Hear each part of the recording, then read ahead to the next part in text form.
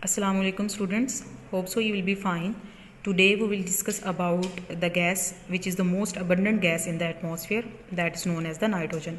We have already discussed about the concentration of the nitrogen present in the air.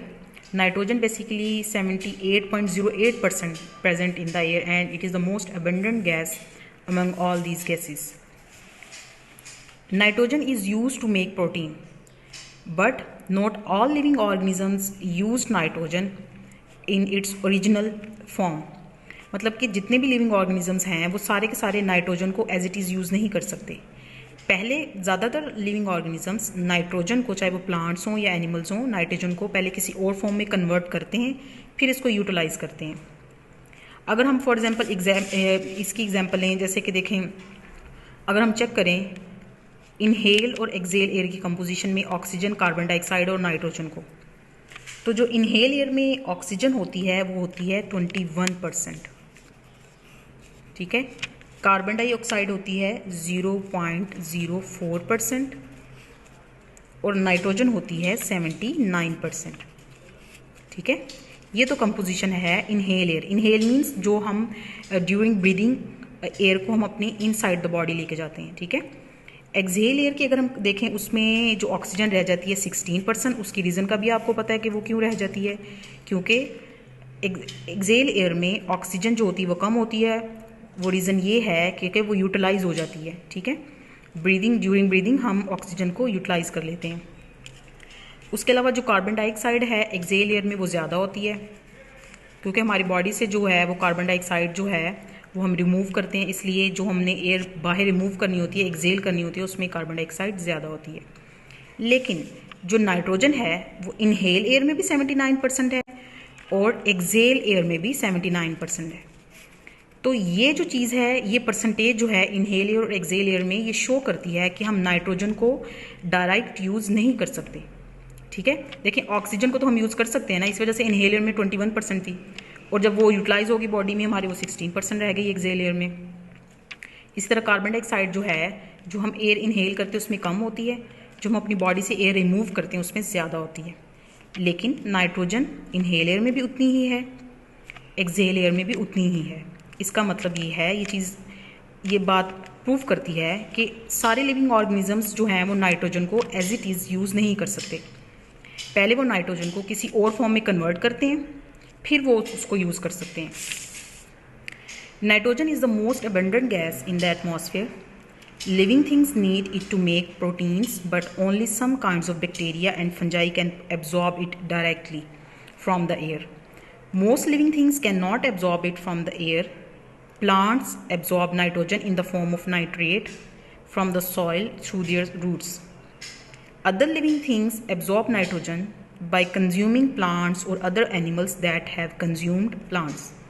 इनमें humans भी हैं जो हैं वो नाइट्रोजन को डायरेक्ट यूज़ नहीं कर सकते. Let's move to the next page.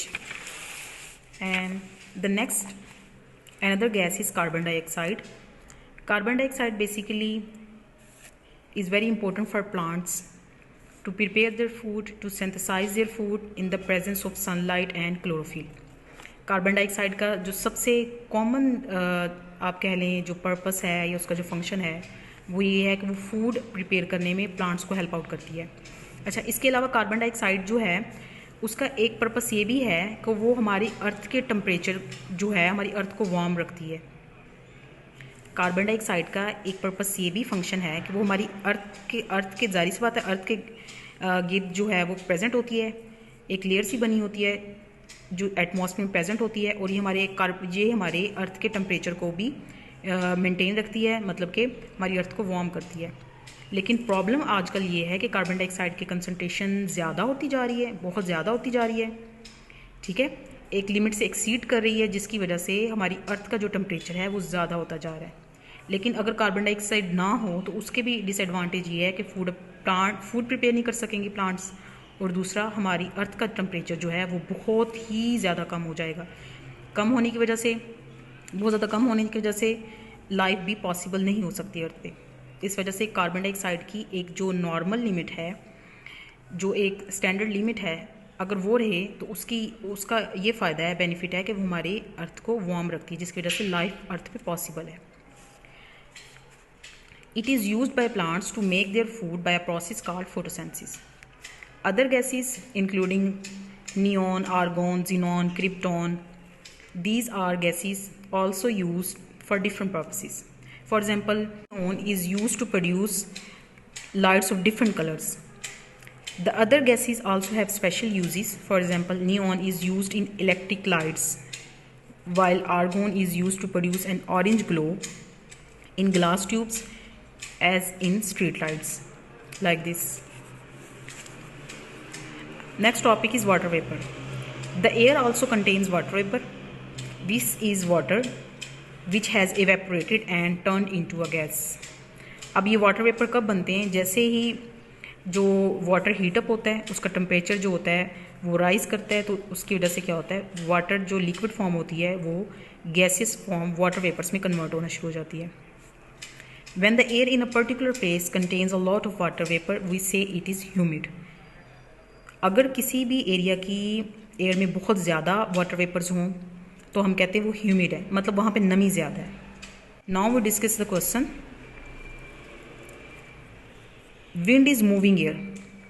Moving air को हम विंड बोलते हैं, ये हमने पहले भी डिस्कस किया है. ठीक है, मूविंग एयर को हम बोलते हैं wind. Air that is squeezed into a small space is called compressed air.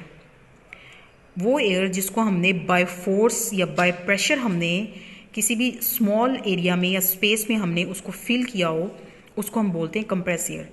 जब हमने प्रॉपर्टीज़ डिस्कस की थी लिक्विड, सॉलिड और गैसेस की, तो हमने देखा था कि जो गैसेस होती हैं वो इजीली कंप्रेसिबल होती हैं. अब वो क्यों होती हैं? क्योंकि उनके पार्टिकल्स के दरमियान बहुत ज़्यादा डिस्टेंस होता है. ठीक है, इसलिए हम उनको ईजिली कंप्रेस कर सकते हैं. जब हम उनको कंप्रेस करेंगे तो वो एक दूसरे की स्पेस ज़्यादा होती है, वो एक दूसरे के करीब आते जाते हैं और वो ईजिली किसी भी छोटे स्मॉल स्पेस या किसी भी स्मॉल एरिया जो होता है उसके अंदर वो फिल हो जाती है. ठीक है, अगर हम इस पिक्चर में भी देखें तो इस पिक्चर में भी हमें बहुत से इस तरह के ऑब्जेक्ट नज़र आएंगे जो कि मूविंग एयर को यूज़ कर रहे होंगे और बहुत से इस तरह के होंगे जो कि यूज़ कर रहे होंगे कंप्रेस्ड एयर को.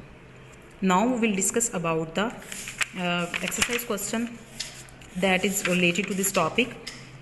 The first question of concept check on page number 112. Why is nitrogen important to living things? And the answer is living things need nitrogen. Here we write nitrogen to make proteins. This is the answer of concept check question number 1. And the exercise question number 7. Question number 7 part 3. In what way is carbon dioxide useful? And the answer on page number 110. It is used by plants to make their food by a process called photosynthesis. This is the answer of exercise question number 7 part 3. Okay, students, hope you will understand. Thank you for listening.